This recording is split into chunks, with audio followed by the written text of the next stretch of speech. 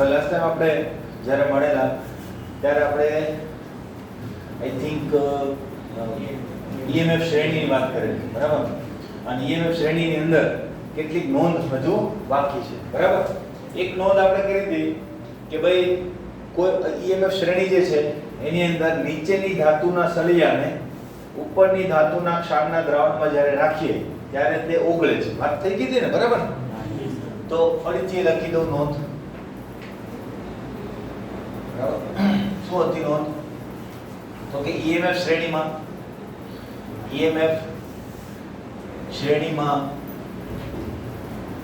નીચેની ધાતુના સળિયાને ઉપરની ધાતુના ક્ષારના દ્રાવણમાં મૂકવામાં આવે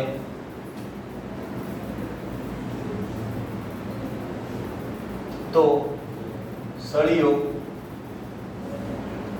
ઓગળે છે. આ વાત હતી, બરાબર? અને એ વસ્તુ આપણે સમજી પણ ગયા હતા કે એવું શા માટે થાય છે. કારણ કે આ મેં એક વસ્તુ કીધી હતી કે જો સળિયો એનોડ બનતો હોય તો ઓગળશે, બાકી નહીં ઓગળે, બરાબર? એના માટે એઓ યાદ રાખવાની આપણે વાત થઈ હતી કે એનોડ ઓગળે, બરાબર? તો જો સળિયો એનોડ બને તો ઓગળે. હવે આ સ્ટેટમેન્ટ કેવી રીતે રિલેવન્સ થાય છે? માનો કે મારી પાસે એક સક્રિયતા શ્રેણીના બે પાર્ટિસિપન્ટ છે, દાખલા તરીકે A+2 electron A, B+2 electron B, બરાબર? તો આવી રીતે સક્રિયતા શ્રેણી હોય તો આપણને ખબર છે સક્રિયતા શ્રેણી એટલે કે EMF શ્રેણી જે છે એની અંદર શું છે તો કે EMF શ્રેણીની અંદર ઉપરથી નીચે તરફ જતા રિડક્શન પોટેન્શિયલના મૂલ્યો ઘટે. એનો મતલબ આના કરતા આનું રિડક્શન પોટેન્શિયલનું મૂલ્ય કેવું હશે? ઓછું, બરાબર? તો આ બંનેને જો હું જોડીને કોઈ કોષ બનાવું તો એ કોષમાં એનોડ કોણ બનશે? B. તો આપણે અહીંયા શું કીધેલું છે કે ભાઈ એક પાત્રની અંદર જો નીચેની ધાતુનો સળિયો મૂકવામાં આવે, નીચેની ધાતુનો સળિયો ઉપરની ધાતુના ક્ષારના દ્રાવણની અંદર, તો સળિયો ઓગળે. પણ આ સળિયો જે છે એ એનોડ જ બને છે કે નહીં? એટલા માટે ઓગળે છે. ખબર પડી કે નહીં? સળિયો એનોડ બનશે અને એનોડ બનવાના લીધે શું થશે? ઓગળશે. ઓગળશેનો મતલબ એનું ઓક્સિડેશન થશે, બરાબર? અને દ્રાવણમાંના આયનનું શું થશે? રિડક્શન થશે. ક્લિયર? એટલે આ વસ્તુ જે છે આપણે કાલે ભણી ગયા હતા. હવે આના ઉપરના કેટલાક કારણો પણ આવે છે. એ કારણોની ચર્ચા પણ મેં કાલે કરી હતી, બરાબર? કે ભાઈ CuSO4 ના દ્રાવણને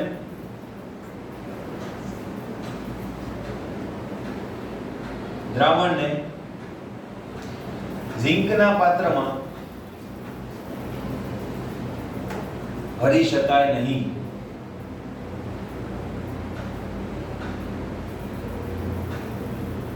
ખબર પડી? શા માટે ના ભરી શકાય? તો તમને ખબર છે કે ભાઈ Cu નો જે રિડક્શન પોટેન્શિયલ છે, રિડક્શન પોટેન્શિયલ આપણે આ રીતે મેન્શન કરી શકીએ, બરાબર? એ કેટલો છે? 0.34 વોલ્ટ, બરાબર? અને ઝિંકનો જે રિડક્શન પોટેન્શિયલ છે કેટલો છે? -0.76 વોલ્ટ, બરાબર? તો હવે એમ ગણો તો ઝિંકનો સળિયો નથી, ઝિંકનું પાત્ર જે છે એ આખું પાત્ર છે.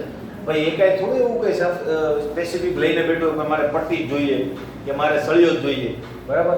પાત્ર પણ એનોડ બની શકે, બરાબર? એટલે ઘન પદાર્થ એટલે કે પાત્ર કોણ છે? ઝિંક. ઝિંક એનોડ બનશે આની અંદર? તો કે યસ. જો રિડક્શન પોટેન્શિયલ કોનો ઓછો છે? ઝિંકનો.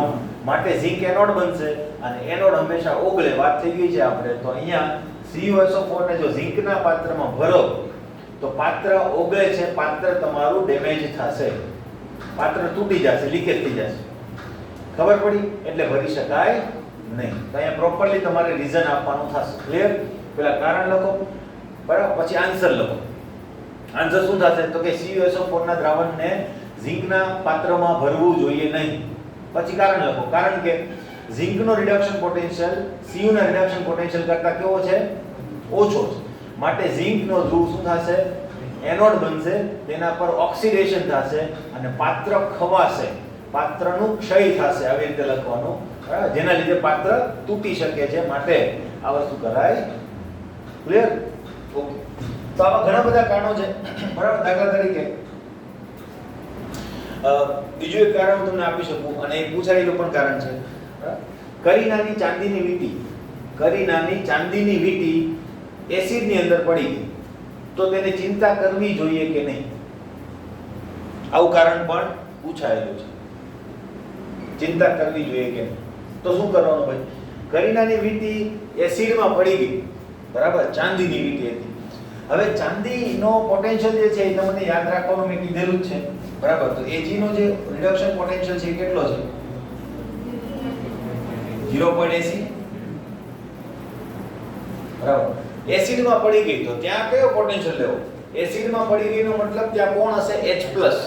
H+ નું રિડક્શન કરો, શું મળે? H2, એટલે કે હાઇડ્રોજન ધ્રુવ જેવી વાત થઈ ગઈ કે નહીં? બરાબર. એટલે એને આપણે કેવો કન્સિડર કરી શકીએ? 0. કોની સાથે રેફરન્સમાં લેવાનું છે? 0 સાથે, બરાબર. તો શું મળશે તમને? અહીં એનોડ કોણ બનશે? એસિડ, બરાબર. એસિડ એનોડ બને છે, એટલે અહીંયા H2 વાયુ હશે તો એનું શું થઈ જશે? ઓક્સિડેશન થશે.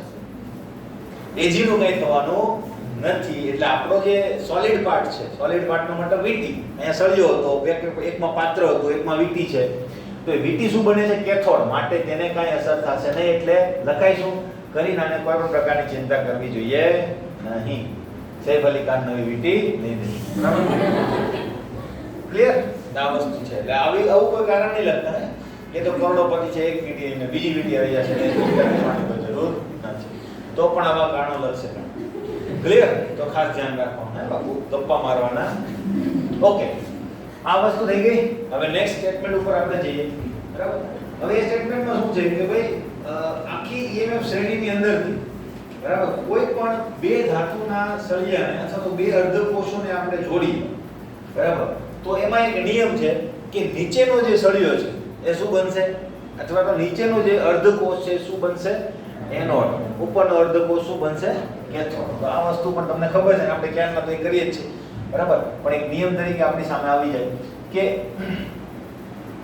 EMF શ્રેણીમાંના બે અર્ધકોષોને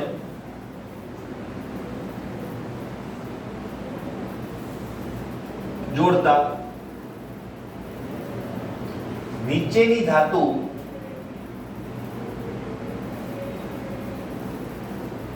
એનોડ બને છે. આ ટૂંકમાં મેં લખી. નીચેની ધાતુ શું બનશે? એનોડ. અને ઉપરની ધાતુ શું બનશે? કેથોડ. હવે એમાં કઈ લોજિક સિમ્પલ જ છે. ઉપરથી નીચે તરફ રિડક્શન પોટેન્શિયલ ઘટતો હોય એટલે કોઈ પણ બે જગ્યાએથી તમે અર્ધકોષ ઉપાડો તો નીચેના અર્ધકોષનો જ રિડક્શન પોટેન્શિયલ કેવો હશે? ઓછો. એટલે એ જ એનોડ બનવાનો છે. ઉપરની ધાતુ શું બનવાની છે? કેથોડ બનવાની છે. ક્લિયર? તો આ વસ્તુ પણ આપણે સમજી શકીએ. નેક્સ્ટ આપણી પાસે છે, બરાબર, કે ભાઈ H2 ધ્રુવ જ્યારે એનોડ બને, H2 ધ્રુવ જ્યારે એનોડ બને ત્યારે કોઈ પણ ધાતુનો જે રિડક્શન પોટેન્શિયલ છે, કોઈ પણ ધાતુ માટે હું લખું છું એટલે અનબિટરી આ લખી નાખું છું, બરાબર. M ફોર મેટર, એમ નામનું કોઈ તત્વ નથી, બરાબર. તો એ કેટલો હશે? બરાબર.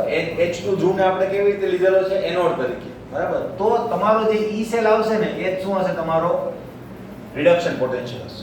અને એ આપણે સાબિત કરી પણ ચૂક્યા છીએ, બરાબર. અને એ જ રીતે આ પણ વાત મેં તમને કરી છે કે જો H2 ધ્રુવને તમે કેથોડ તરીકે લો, માનો કે કોઈને એનોડ નથી લેવો, એને કેથોડ જ લેવો છે, તો કેથોડ તરીકે લો તો તમને જે બીજી ધાતુ કે અર્ધકોષ છે એનો જે રિડક્શન પોટેન્શિયલ છે એ રિડક્શન પોટેન્શિયલ કેટલો મળશે? તો કે જે E સેલ મળે છે ને એના ઋણ મૂલ્ય છે. ક્લિયર? માઈનસ હોય તો માઈનસ માઈનસ પ્લસ થઈ જશે. એટલે માનો કે કોપરની સામે તમે H2 ધ્રુવને કેથોડ તરીકે લો તો E સેલ તમને કેટલું મળશે? -0.34. અને -0.34 મળશે તો તમારે -0.34 કરશો એટલે કોપરનો રિડક્શન પોટેન્શિયલ કેટલો આવી જશે? +0.34. બરાબર. અને જો ઉપર મુજબ કરશો એટલે જ આપણે ત્યાં દર વખતે એનોડ તરીકે જ લીધું. તો જે E સેલ આવે એ શું બની જાય તમારું? આ બધી વસ્તુ MCQ માં કામમાં આવશે. ત્યારે તમે લોજિક મારવા બેસશો, સમય પણ બગડશે, બરાબર, અને વાર પણ લાગશે. તો અહીંયા આ વસ્તુ જો મગજમાં આવતી હોય તો ફટાફટ આ વસ્તુ થઈ જાય. બરાબર, એટલે એક વખત આપણે આ નજર સમક્ષ પસાર થઈ ગયો તો વાંધો આવે તો અહીંયા નોંધ આટલી પૂરી. બરાબર, બીજી કેટલીક નોંધ છે એની પણ વાતો તમને કરી દઉં. બરાબર, CU જે છે, CU નો રિડક્શન પોટેન્શિયલ, અથવા તો હું એમ કહું કે CU ની રિંગ અથવા CU નું કોઈ પણ ઓબ્જેક્ટ એસિડમાં ઓગળતું નથી. કારણ એનો રિડક્શન પોટેન્શિયલ ધન છે. ધનનો મતલબ 0 કરતા વધારે, અને એસિડનો મતલબ આપણે શું કરીશું? હાઇડ્રોજન સુધી. બરાબર, એટલે એસિડ કરતા એનો પોટેન્શિયલ વધારે છે, એટલે દરેક વખતે કોપર શું બનશે? કેથોડ. બરાબર, એટલે એ ઓગળશે નહીં. બરાબર, તો CU નો રિડક્શન પોટેન્શિયલ ધન છે, માટે તે એસિડમાં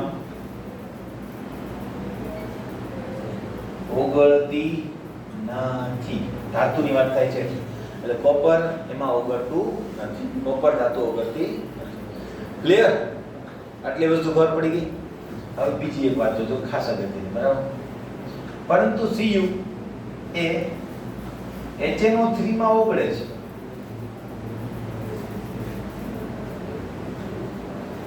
હમણાં જ ના પાડી એસિડમાં ઓગળતી નથી. પાછું હમણાં જ કીધું કે ભાઈ HNO3 એટલે કે નાઇટ્રિક એસિડ જ થયું ને, એમાં તો ઓગળે છે.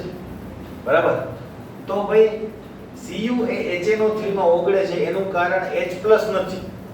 H+ ની ત્રેવડ નથી કે CU ને શું કરી શકે? ઓગાળી શકે. બરાબર, પણ NO3 પાસે એક ક્ષમતા છે. બરાબર, એટલે અહીંયા જે ઓગળે છે એનું કારણ કોણ છે? ઓગળે છે એનો મતલબ કોપરનું ઓક્સિડેશન થાય છે, એનું કારણ કોણ છે? NO3. NO3 ના કારણે ઓગળે છે. બરાબર, એટલે અહીંયા આપણે લખી નાખીએ ઓગળે છે તેનું કારણ H+ નથી. તો કોણ છે? NO3- છે. બરાબર, આ જે પ્રક્રિયા છે એ તમારે P વિભાગના તત્વોમાં આવશે. જો કે આવી 3 પ્રક્રિયાઓ છે, એટલે બધી પ્રક્રિયા નથી લખતા કે 3 પ્રક્રિયાનો મતલબ શું થાય? એ પ્રક્રિયા 3 રીતે થાય. સાંદ્ર દ્રાવણમાં જુદી રીતે, 10 થી 20% મંદ હોય તો પણ જુદી રીતે પ્રક્રિયા થાય, અને અતિ મંદ હોય તો પણ પ્રક્રિયા જે છે જુદી રીતે થતી હોય. બરાબર, પ્રક્રિયાની અંદર જો હું કોઈ પણ એક સાંદ્રતાને અનુરૂપ જો રિએક્શન લખું તો એ રિએક્શન આ રીતે થાય. Cu plus HNO3 બરાબર gives CuNO3 twice plus NO2 plus H2. આ રીતે તમારી પ્રક્રિયા થાય. બેલેન્સ કરવું પડે, રેડોક્સ રિએક્શન છે. બરાબર, પણ એ બધું તમારા બુકની અંદર પેજ નંબર 180 ની ઉપર જોઈ લો. ત્યાં એ રિએક્શન આપેલું છે બુકમાં, પેજ નંબર 180 ઉપર. બરાબર, 2 રિએક્શન આપેલી છે સાંદ્ર HNO3 માટે હશે. બરાબર, પછી અહીંયા છે ને 3 વસ્તુ મળે. NO2 મળે, NO મળે અને N2O પણ મળે. બરાબર, એટલે સાંદ્રતાને અનુરૂપ તમારું અહીંયા નિપજ બદલાઈ જશે. આ નહીં બદલાય, આ પણ નહીં બદલાય, આ બદલાયા થશે. બરાબર, એટલે અહીંયા NO મળે, NO2 મળે અને N2O પણ મળે. ઓકે, ખબર પડી? તો અહીંયા કારણ કોણ છે? NO3 છે ને. ખરેખર જો તમે એટલું ખાલી જો તો અહીંયા કોપરનું તો ઓક્સિડેશન થયું તો દેખાય છે, પણ એ રિડક્શન કોનું થયું? H તો H+ જ છે. જો અહીંયા પણ એની ઓક્સિડેશન અવસ્થા બદલાતી નથી. હાઇડ્રોજનની ઓક્સિડેશન અવસ્થા બદલાય તો શું ઉત્પન્ન થાય? H2I. એવું તો કઈ છે નહીં. તો અહીંયા નાઇટ્રોજન જો પોતાની ઓક્સિડેશન અવસ્થા બદલે છે, દેખાય છે? એટલે નાઇટ્રોજન જે છે એના કારણે કોપર ઓક્સિડેશન પામે છે. ઓકે, બરાબર, તો આ એક વસ્તુ ખાસ અગત્યની છે કોમ્પિટિટિવ લેવલ ઉપર. બરાબર, નેક્સ્ટ. યસ ભાઈ, કેટલાક વાયુમય ધ્રુવો જે છે એની પ્રક્રિયાઓ પણ હું તમને કહી દઉં. ભાઈ જો તમને એક પ્રશ્ન પૂછાય છે શોર્ટ ક્વેશ્ચન ની અંદર, આપણી જે એક્ઝામ છે એની અંદર પણ આવો ક્વેશ્ચન હશે. બરાબર, એક્ઝામના પેપરની પણ વાત કરી દઉં. એક્ઝામના પેપરનો સિલેબસ કાલે જેટલું ચાલે ત્યાં સુધી, મારું અને ગણપત સરનું બંને. ક્લિયર? અને પેપર હશે 35 માર્ક્સનું.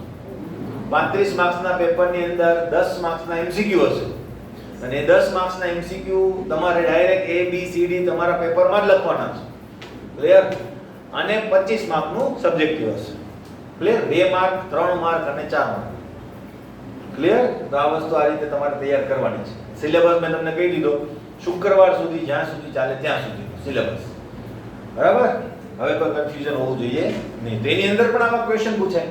તો એ ક્વેશ્ચનની અંદર શું હોય, તમને એમ પૂછે કે કોઈ કોષ આપી દે. હવે કોષનું સાંકેતિક નિરૂપણ આપે. ઘણી વખત કોષની અંદર સાંકેતિક નિરૂપણ ના આપે, તમને કોઈ એમ કે ભાઈ ઝિંક અને કોપર એને જોડી દો, અથવા નિકલ અને કોપર જોડી દો. બરાબર? અને બનતા કોષનું સાંકેતિક નિરૂપણ કરો ને તેમાં થતી રાસાયણિક પ્રક્રિયાઓ લખો. હવે જે બે અર્ધકોષો આપ્યા છે એનો રિડક્શન પોટેન્શિયલ તમને કૌંસમાં આપી દીધો, તો તમે નક્કી કરી શકો કે નહીં કે આમાં એનોડ કોણ છે અને કેથોડ કોણ છે? એટલું ખબર પડી જાય તો આપણે સાંકેતિક નિરૂપણ પણ કરી શકીએ કે નહીં? અને સાંકેતિક નિરૂપણ આપણે જો કરી શકીએ તો પછી એની રાસાયણિક પ્રક્રિયાઓ પણ લખતા આવડવી જોઈએ. બરાબર? તો એની પણ હું વાત અત્યારે કરી. બરાબર? જોઈએ. જો હવે હું તમને એમ કહું, આપણે ઝિંકના ધ્રુવની જ વાત કરીએ. બરાબર? અથવા તો કોઈ પણ ધ્રુવની વાત કરીએ. માનો કે આપણે લઈએ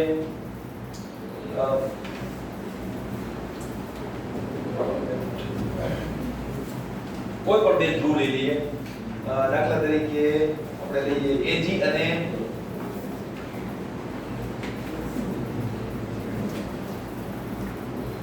Ag અને લઈ લઈએ આપણે Br. ચાલો, બરાબર? અઘરા ધ્રુવો લઈએ 1.09 Ag અને એનોડ. બરાબર? હવે જો પ્રશ્ન શું લખું છું, બે અર્ધકોષો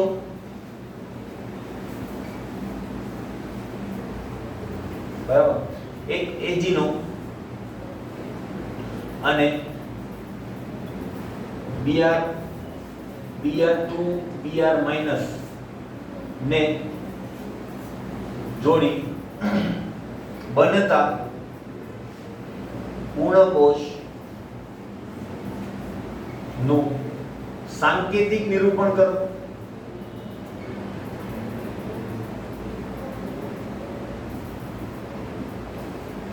તથા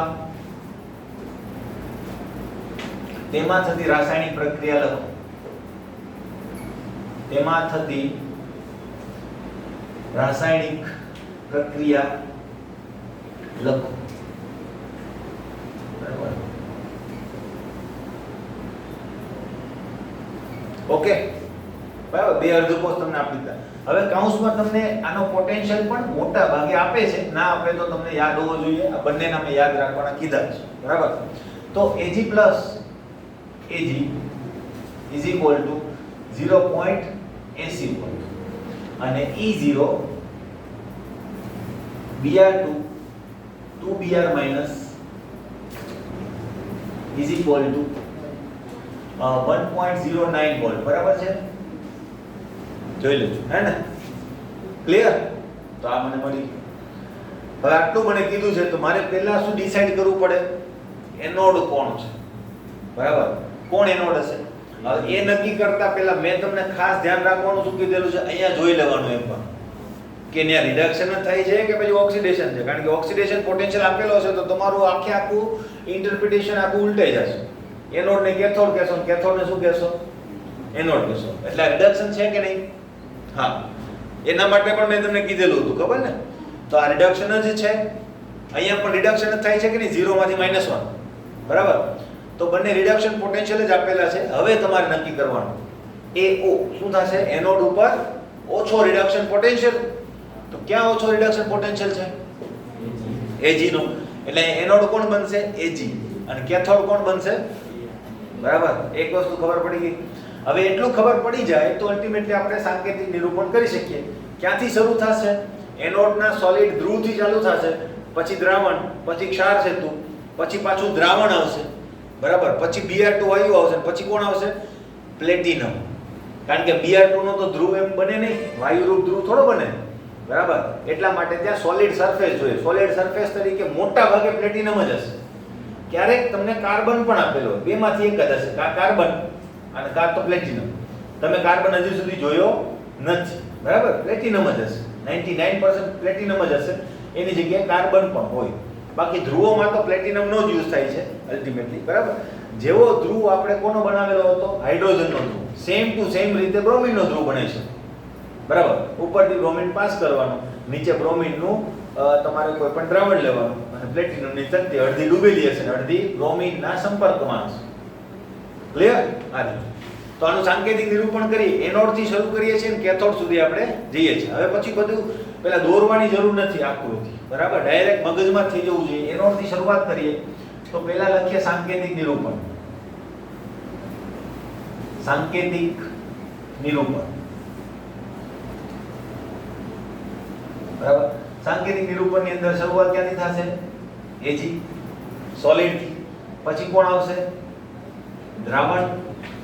સાંદ્રતા મને નથી ખબર એટલે હું નહીં લખું, બરાબર? ખાલી હું એક્વાયસ લખી દઈશ.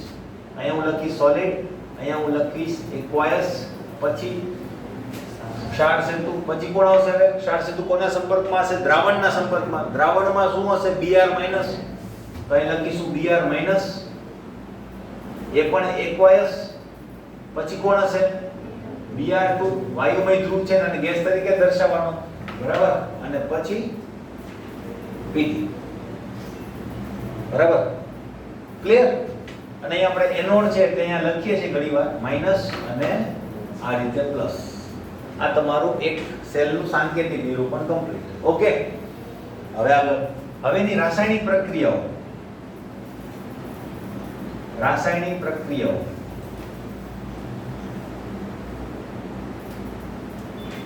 બરાબર? રાસાયણિક પ્રક્રિયામાં મોટા ભાગે છે તમારે પહેલા એનોડની પ્રક્રિયા લખી, પછી કેથોડની લખી, કારણ કે એનોડ ઇલેક્ટ્રોન ગુમાવશે ત્યારે પછી કેથોડ મેળવશે, બરાબર? એટલે એનોડમાં પહેલી પ્રક્રિયા આપણે લખવી જોઈએ. તો અહીંયા એનોડની પ્રક્રિયા જો હું પહેલી લખું, એનોડ, તો એનોડ એટલે કોની પ્રક્રિયા હું લખીશ? બરાબર? હવે ત્યાં પ્રક્રિયા કઈ થતી હશે હવે એ જોજો, બરાબર? એને યાદ રાખવાની ટ્રીક શું છે? તમારી પાસે આવો ધ્રુવ છે કે નહીં? Ag અને Ag+, બરાબર? તો યાદ રાખજો, આટલું જ જુઓ તમે. એનોડ છે કેથોડ છે ભૂલી જાવ થોડી વાર. કાં તો પ્રક્રિયા આમ થતી હશે, કાં તો પ્રક્રિયા આમ થતી હશે. ખબર પડી? એનોડ ઉપર શું થાય? ઓક્સિડેશન. તો કઈ પ્રક્રિયા ઓક્સિડેશન છે? બરાબર? એટલે આ પ્રક્રિયા થતી. એટલે ધન આયન હોય તો કોઈ ઇશ્યુ જ નથી. ઋણ આયન હોય ને ત્યારે પ્રક્રિયામાં ખાસ ધ્યાન રાખવું પડે. ઓક્સિડેશન થવાનું છે એ યાદ રાખજો. એનોડ ઉપર ઓક્સિડેશન થાય, બરાબર? આ પ્રક્રિયા ઓક્સિડેશન છે એટલે હું અહીં લખીશ Ag plus, sorry, gives Ag plus aqueous અને પ્લસ ઇલેક્ટ્રોન, બરાબર? કેથોડ ઉપરની પ્રક્રિયા લખીએ. કેથોડ ઉપરની પ્રક્રિયામાં શું છે મારી પાસે? પછી તમારા મગજમાં જ થઈ જશે. Br માઈનસ, Br2 અને Pt. Pt તો નિષ્ક્રિય ધ્રુવ છે કે પાર્ટિસિપેટ નહીં કરે, ખાલી સપાટી પૂરી પાડશે ઇલેક્ટ્રોનના વિનિમય માટે, વાહકતા માટે, બરાબર? ક્લિયર? તો હવે તમારે વિચારવાનું કે પ્રક્રિયા કાં તો આમ થાય ને કાં તો આમ થાય, બરાબર? હવે તમારે વિચારવાનું કે કેથોડ છે તો શું થાય? રિડક્શન. આમ કરું કે આમ કરું? આમ પ્રક્રિયા થશે કે નહીં એ નક્કી કરવાનું તમારે. 11મા ધોરણમાં તમે ભણી ગયા છો, ઓક્સિડેશન આપ શું થવો જોઈએ? ઘટવો જોઈએ, તો રિડક્શન કહેવાય. આ જ વસ્તુ જો એનોડ તરીકે હોત તો હું પ્રક્રિયા આમ લખત. ખબર પડી કે નહીં? બરાબર? બહુ સિમ્પલ વસ્તુ છે. એટલે Br2 માંથી શું મળશે? Br માઈનસ, બરાબર? તો અહીંયા લખીએ Br2 plus 2 electron gives 2 Br minus. થઈ ગઈ પ્રક્રિયા, બરાબર? તો આ બંને પ્રક્રિયાઓ આપણે લખી. ખાલી બંને પ્રક્રિયા લખવાથી પૂરું નથી થતું, હજુ કુલ પ્રક્રિયા પણ આપણે લખવી પડે. કુલ પ્રક્રિયા લખીએ એટલે એને રેડોક્સ પ્રક્રિયા કહેવાય. આ પ્રક્રિયા કઈ હતી? ઓક્સિડેશન, બરાબર? આ પ્રક્રિયા કઈ થઈ ગઈ? રિડક્શન, બરાબર? હવે રેડોક્સ પ્રક્રિયા એટલે કે કુલ પ્રક્રિયા કે કોષ પ્રક્રિયા પણ લખવી પડે કે નહીં? એને કુલ પ્રક્રિયા કહેવાય, કોષ પ્રક્રિયા કહેવાય, બરાબર? બંને કહી શકાય. કોષ પ્રક્રિયા. કોષ પ્રક્રિયા લખો ને ત્યારે એમાં ઇલેક્ટ્રોન હોવા જોઈએ નહીં. ખબર પડી? તો ઇલેક્ટ્રોન તો 2 અને અહીંયા 1, તો 1 ઇલેક્ટ્રોન તો આ બાજુ આવશે કે નહીં? ના હોવા જોઈએ. તો ઇલેક્ટ્રોનને આપણે બેલેન્સ જેમ કરતા હતા રેડોક્સ પ્રક્રિયાની અંદર, એમ અહીંયા પણ ઇલેક્ટ્રોનને બેલેન્સ કરવા પડે. એના માટે મારે શું કરવું પડશે? ઉપરના સમીકરણને 2 વડે ગુણવું પડશે કે નહીં? આ ગુણી દીધું. ખબર પડી? ઇલેક્ટ્રોન કેન્સલ થઈ ગયા કે નહીં? તો અહીંયા હવે શું મળ્યું મને? તો કે 2Ag એનોડ નો એનોડ સાથે સરવાળો એટલે કે પ્રક્રિયકોનો પ્રક્રિયક સાથે અને નિપજોનો નિપજ સાથે, હે ને, પ્લસ Br2 બરાબર વાયુ સ્વરૂપમાં હશે અહીંયા 2Ag plus aqueous plus 2Br minus aqueous. ને આ પ્રક્રિયા શું થઈ ગઈ આપણી રેડોક્સ પ્રક્રિયા. ક્લિયર? આટલું કરવાનું હોય, 2 માર્ક્સ મળે. કેટલા માર્ક્સ? 2 માર્ક્સ. ક્લિયર? બરાબર. ખાસ વાયુમય ધ્રુવમાં યાદ રાખવાનું, યાદ રાખવાની ટ્રીક મેં તમને કીધી કે આ પ્રક્રિયા આમ થતી હશે કે આમ થતી હશે. તમારે નક્કી કરવાનું, જો એનોડ હોય તો ત્યાં ઓક્સિડેશન સિલેક્ટ કરવાનું, કેથોડ હોય તો ત્યાં રિડક્શન સિલેક્ટ કરવાનું. છે પ્રશ્ન? બરાબર. તો આ રીતે આપણી આખી પ્રક્રિયા જે છે. હવે બીજું એક ઉદાહરણ આપું, બરાબર. આની આવડે ને તો નર્સના સમીકરણમાં પણ તકલીફ પડશે પાછી, કારણ કે નર્સનું સમીકરણ જે છે આના ઉપરથી જ આવશે, હે ને? ઓકે, એક બીજું આપી દઉં ઉદાહરણ તમને. એક્ઝામ્પલ, બરાબર. માનો કે આપણે એક્ઝામ્પલ લઈએ, કોઈ પણ સાદું એક્ઝામ્પલ લઈ લઈએ.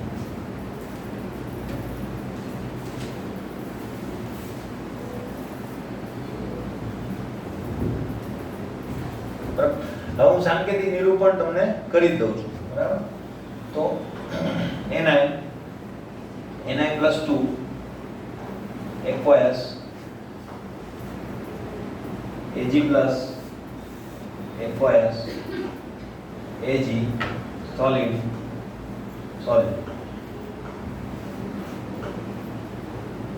માં થતી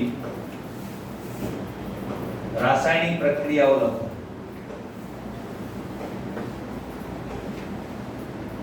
લખો રાસાયણિક પ્રક્રિયાઓ ફટાફટ.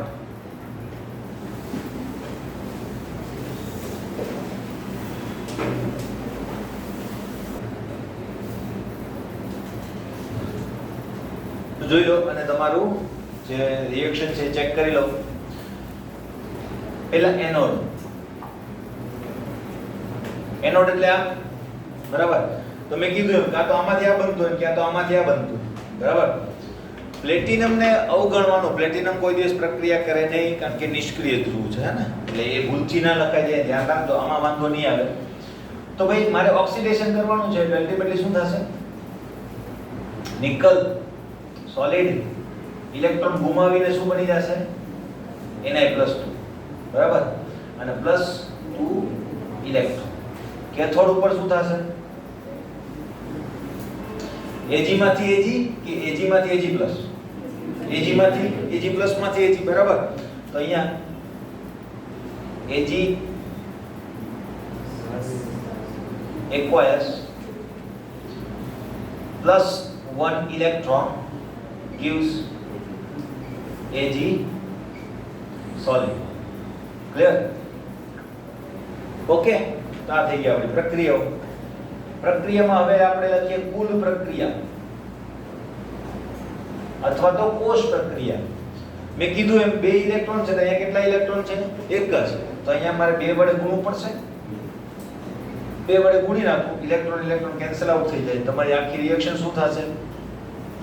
Ni+2Ag+ gives Ni+2 +2Ag. Okay. તો ખાસ જોઈ લેજો, થોડી પ્રેક્ટિસ કરો એટલે આવડી જાય. પણ આ વસ્તુ ખાસ જરૂરી છે નર્સના સમીકરણ માટે કે જે હમણાં આપણે લેવાનું છે. ઓકે, કાઢી નાખું, બરાબર. સારું.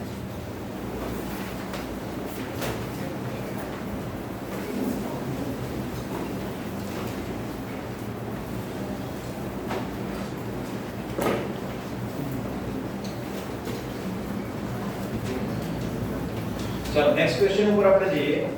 નેક્સ્ટ ક્વેશ્ચન આપણી પાસે છે બિન પ્રમાણિત અર્ધકોષનો પોટેન્શિયલ નક્કી કરવા માટે નર્સનું સમીકરણ લખી ડેનિયલના કોષ માટે બિન પ્રમાણિત કોષ પોટેન્શિયલ મેળવવા માટેનું સમીકરણ કરો. બરાબર. હવે જો અહીં તમને 2 પ્રશ્નો એક સાથે પૂછેલા છે એમ ગણો તો. બરાબર. પ્રશ્ન શું છે? બિન પ્રમાણિત અર્ધકોષ નો પોટેન્શિયલ મેળવવા માટેનું નર્સનું સમીકરણ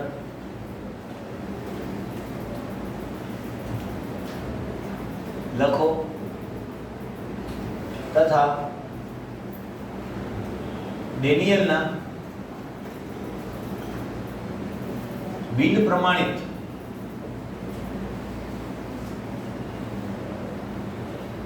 કોષ માટે વિદ્યુત પોટેન્શિયલ મેળવવાનું સમીકરણ ધારો. આખો પ્રશ્ન છે આ, બરાબર. હવે ડેનિયલના કોષ માટે આપણે તારવીએ, પણ પહેલી વાત કે બિન પ્રમાણિત અર્ધકોષ એટલે શું, બરાબર. પહેલી પ્રમાણિત અર્ધકોષ એટલે શું, તો કે પ્રમાણિત અર્ધકોષ એટલે એવા પ્રકારનો અર્ધકોષ કે જેની અંદર દ્રાવણો છે એની સાંદ્રતા કેટલી હોય, 1 મોલર હોય, બરાબર. અને જો વાયુનો ઉપયોગ કરેલો વાયુમય ધ્રુવની અંદર તો એનું દબાણ જે છે કેટલું હોય, 1 બાર જેટલું રાખવામાં આવેલું, બરાબર. અને તાપમાન પ્રમાણિત રીતે આપણે લઈએ છીએ 298 કેલ્વિન, પણ આપણે મોટા ભાગે તાપમાન બદલવાના નથી, એટલે તાપમાનનો ઉલ્લેખ હોય પણ અને ના પણ હોય. એટલે પ્રમાણિત પરિસ્થિતિ મોટા ભાગે આપણે વાયુનું દબાણ 1 બાર અને દ્રાવણની સાંદ્રતા 1 મોલરના આધારે ડિસાઈડ કરતા હોઈએ છીએ, બરાબર. તાપમાનનો ઉલ્લેખ ઘણીવાર ના કરેલો હોય તો આપણે એવું ધારવું પડે કે ત્યાં 298 હશે. ક્લિયર? તો આ વસ્તુ ખાસ ધ્યાનમાં રાખજો. તો બિન પ્રમાણિતનો મતલબ શું છે? બિન પ્રમાણિતનો મતલબ એવો થાય કે દ્રાવણની સાંદ્રતા 1 મોલર કરતા કંઈક જુદી છે, એને શું કહેવાય? બિન પ્રમાણિત અર્ધકોષ કહેવાય. તો અહીંયા અલ્ટિમેટલી આપણું શું આવશે? દરેક વખતે ઉપયોગમાં લીધેલા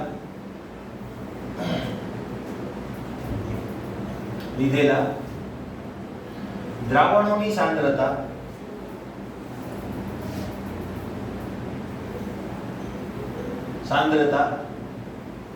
એકમ હોય તેવું જરૂરી નથી, બરાબર. દરેક વખતે કે સાંદ્રતા એક જ હોય એવું કઈ જરૂરી નથી. આવા કોષોને બિન પ્રમાણિત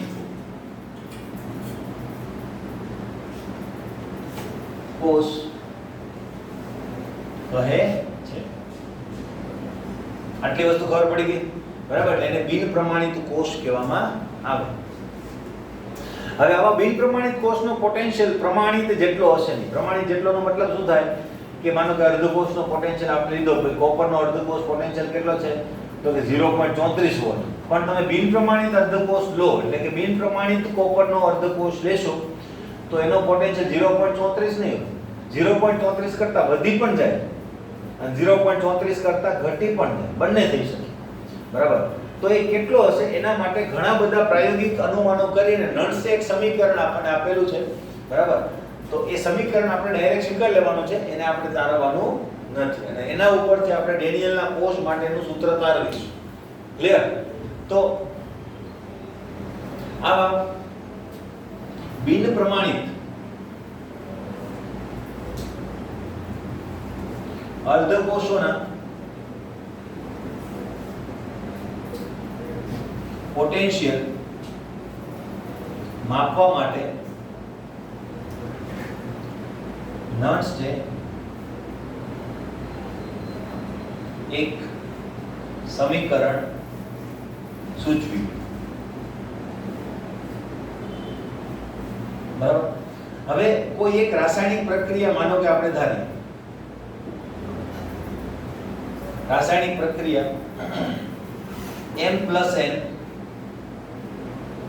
plus N electron gives N. Ultimately reduction ની પ્રક્રિયા છે, એટલે આપણે અહીંયા જે પોટેન્શિયલ માપીશું અર્ધકોષ માટે એ શું હશે? રિડક્શન પોટેન્શિયલ હશે.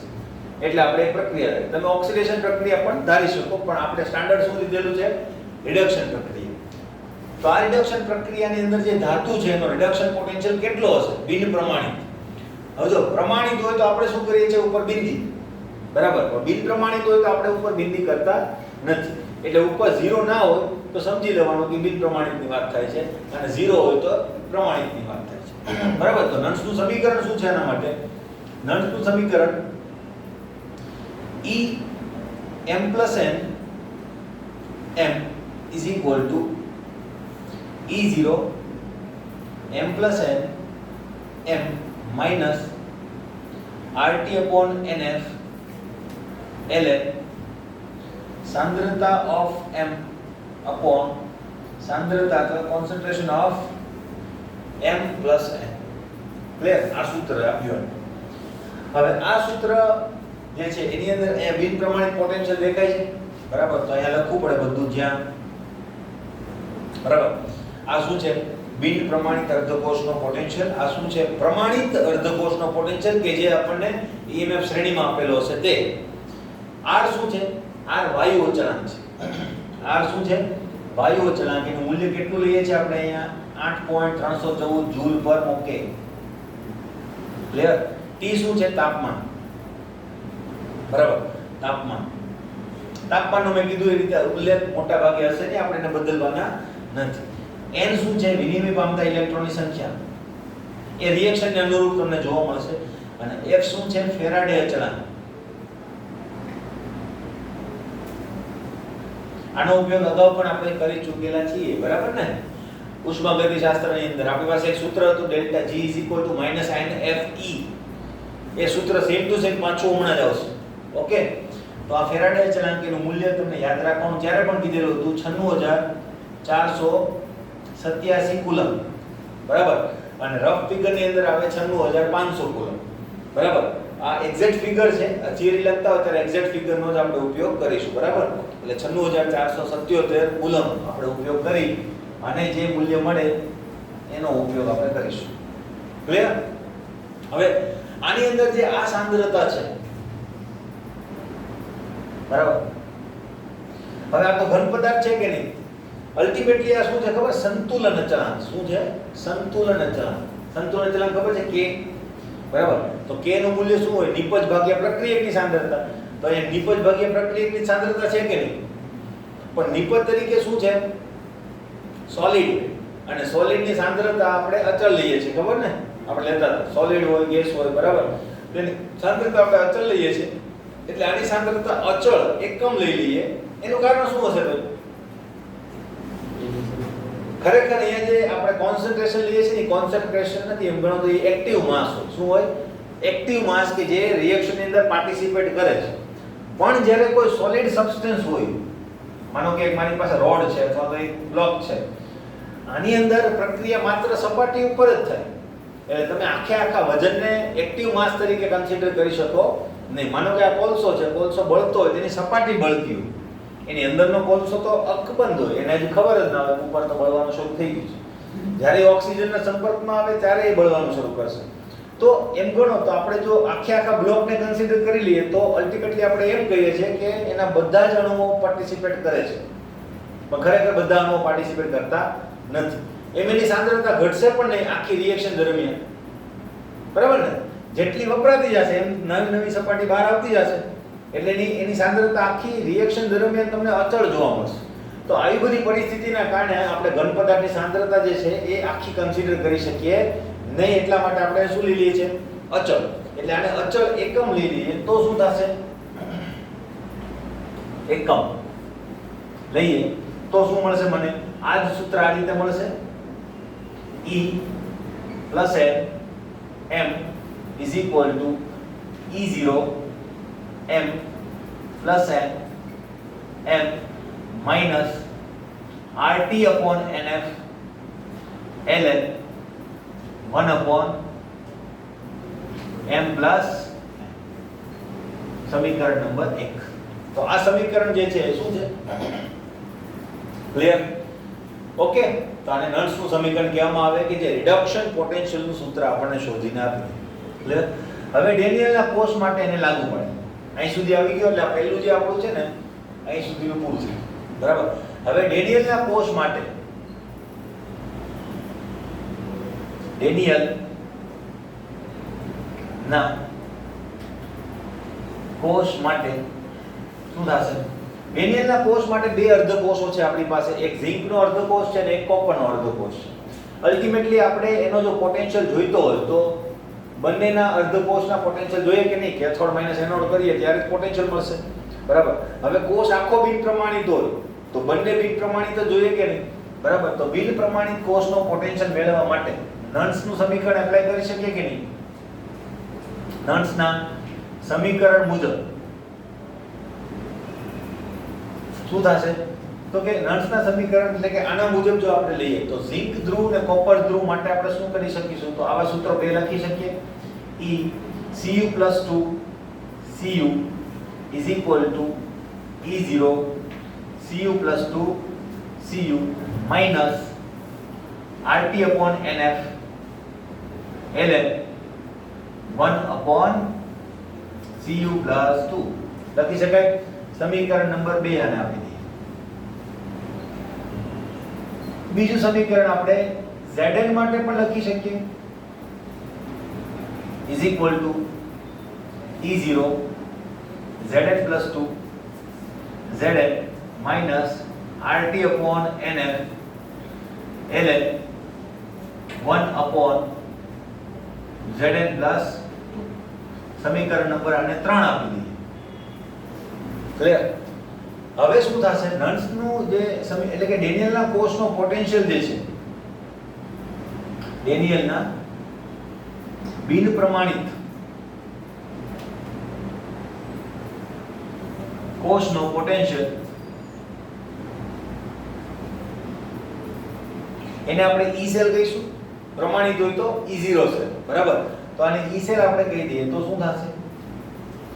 E cell is equal to, જો પ્રમાણિત હોય તો બંને પ્રમાણિત, બિન પ્રમાણિત હોય તો બંને બિન પ્રમાણિત. તો અહીંયા કેથોડ માઇનસ એનોડ જ થશે, પણ કેવું? બિન પ્રમાણિત. બિન પ્રમાણિત કેથોડ માઇનસ બિન પ્રમાણિત એનોડ. કેથોડ કોણ હશે આની અંદર? Cu. તો અહીં લખીશ બિન પ્રમાણિત છે એટલે Cu+2 Cu minus Zn+2 Zn. આ બંને કિંમતો અહીં મૂકી શકાય, બરાબર. તો સમીકરણ 2 અને 3 પરથી, સમીકરણ 2 અને 3 પરથી શું કહી શકીએ આપણે? તો કે E cell is equal to Cu બરાબર શું છે? આ લખી નાખીએ આપણે અહીંયા, બરાબર.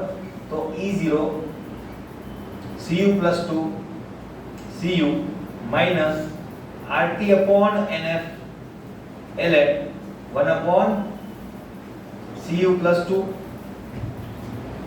માઈનસ મોટો કૌંસ -12 છે એટલા માટે, બરાબર. ઝિંકનું વેલ્યુ મૂકી દઈએ અહીંયા. E0 Zn+2 Zn minus RT upon NF ln 1 upon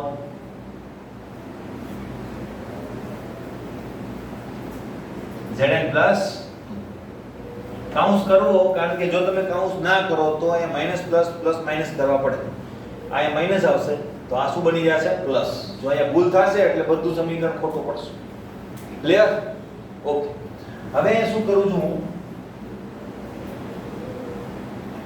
E cell is equal to E0 cell ને એક બાજુ લઈ લઉં. E0 Cu+2 Cu minus અહીં લખી શકાય E0 Zn+2 Zn. તો આ એક થઈ ગયું કે નહીં મારી પાસે, બરાબર. હવે આ માઈનસ ને હું બહાર લઈ લઉં. જોજો હવે ખાસ પ્રક્રિયા જોજો. આ માઈનસ ને હું બહાર લઈ લઉં, બરાબર. નથી લઉં, ચાલો એક સ્ટેપ વધારે, બરાબર. NF ln 1 upon Cu+2. હવે આ માઈનસ આની સાથે જોડાઈને પ્લસ થઈ જશે કે નહીં, બરાબર. તો ત્યાં પણ શું હશે? RT upon NF ln 1 upon Zn+2. Clear? હવે હું માઈનસ કોમન લઉં એટલે તમને હવે દેખાશે, બરાબર. હવે હું જો માઈનસ કોમન લઈ લઉં તો આના બરાબર હું E0 સેલ લખી શકું કે નહીં? પ્રમાણિત અર્ધકોષોમાં કેથોડ માઇનસ એનોડ છે એટલે E0 સેલ લખાય પ્રમાણિત, માઈનસ RT/NF ને હું બહાર લઈ લઉં છું. ક્લિયર? હવે RT/NF જો બહાર આવી જાય તો અંદર શું મળશે મને? બરાબર, ln 1/cu+2 આ રીતે હશે. -12 એટલે આ પ્લસ થઈ ગયું, તો આ માઈનસ થઈ જશે કે નહીં? બરાબર, તો અહીંયા માઈનસ લખી શકાય ln 1/Zn+2.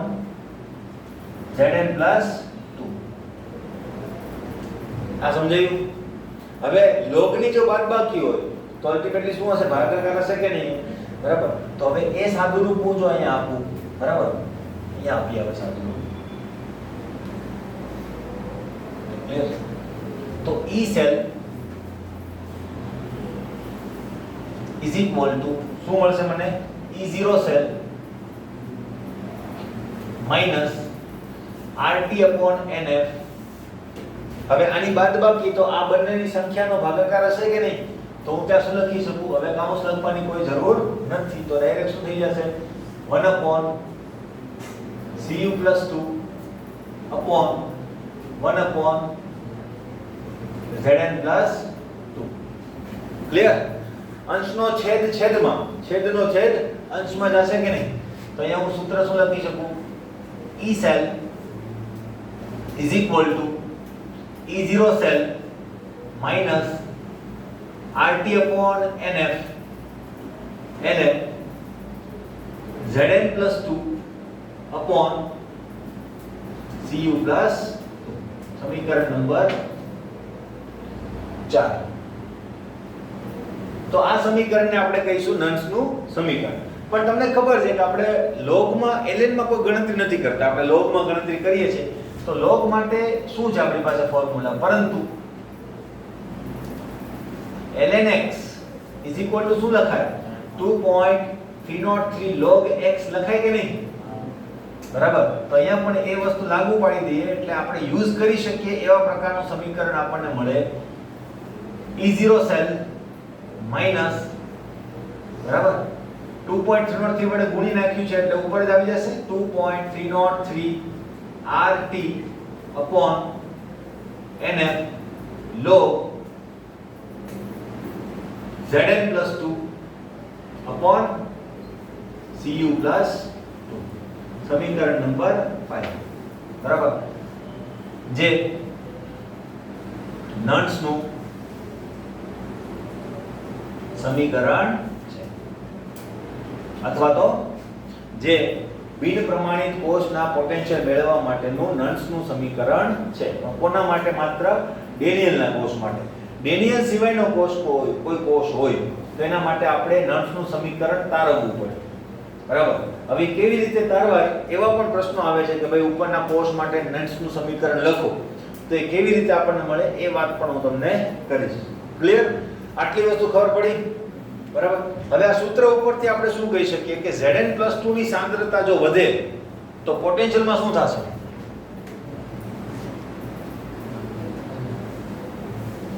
Zn+2 ની સાંદ્રતા વધે તો પોટેન્શિયલમાં શું થશે?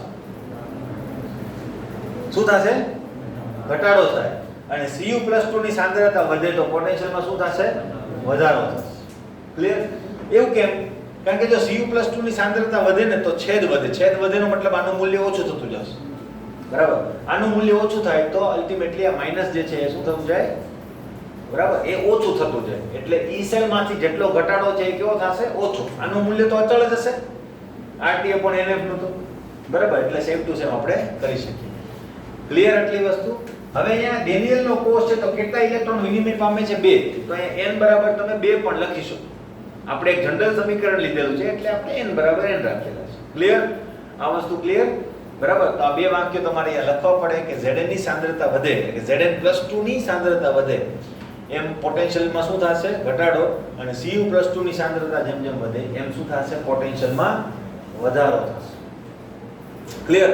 તો આ નન્સનું સમીકરણ મોસ્ટ IMP છે. બરાબર, એટલે બરાબર લખીને તૈયાર કરવાનું છે. એટલે આ તમારું એક હોમવર્ક થઈ ગયું. બરાબર, અને મોસ્ટ IMP છે, આપણી એક્ઝામમાં પણ પૂછી શકાય. બરાબર, એટલા માટે બરાબર આને તૈયાર કરવાનું છે. અને ક્યારે મને આપશો તમે આ હોમવર્ક? મંગળવારે તમારે મને સબમિટ કરવાનું છે. ક્લિયર ને? મંગળવારે તમારે નર્સનું સમીકરણ બરાબર સારા અક્ષર લખી અને મને સબમિટ કરાવવાનું છે. ક્લિયર? જે લોકો ઓનલાઈન છે એ લોકો પોતાની રીતે લખી અને સબમિટ કરી દેશે, બરાબર? કારણ કે આપણે ફિઝિકલી પ્રેઝન્ટ નથી. જે લોકો ફિઝિકલ પ્રેઝન્ટ હશે મને જમા કરાવશે. Okay, fine. ચાલો મળીએ નેક્સ્ટ વિડિયોની અંદર.